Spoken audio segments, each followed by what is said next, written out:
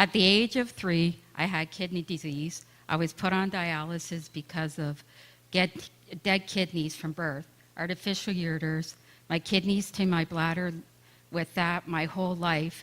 In 1995, I got pregnant for twins. Due to complications, one of them which broke caused me to lose my twins, almost my life, because I hemorrhaged. 10 years ago in Windsor, I went for a hysterectomy. Doctor booked surgery for 4 hours, opening me up, closing me after he noticed a mass of scar tissue around my bodily organs and arteries, telling me and my husband and my daughter I couldn't complete the surgery because it would take 18 hours surgery, that I wouldn't survive it. And on top of everything else, another specialist said that I had hiatal hernia and an umbilical cord hernia.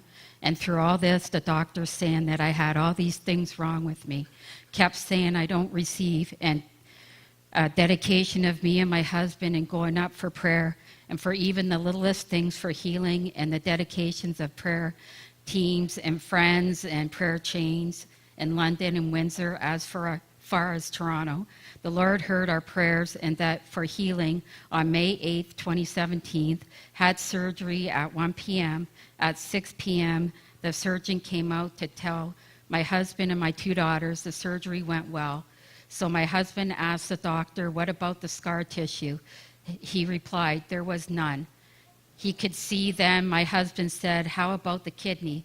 He said, I felt both kidneys in my hands, and they were both fully developed and working fine. By this time, my husband had tears in his eyes, choked up with emotions, and asked, what about her hernias? The doctor said there was no sign of any hernias. And when he said that I praised you, and Lord, I had tears running down my face. Finally, my husband got to see me in my room at 8:30 p.m. and told me what the doctor said, what he gave the Lord in praise and glory, and pointing up to him.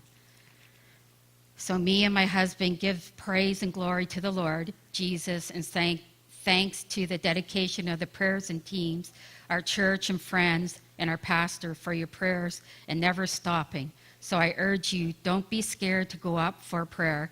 Please go. The Lord knows your heart, and he will heal in his name, in his time.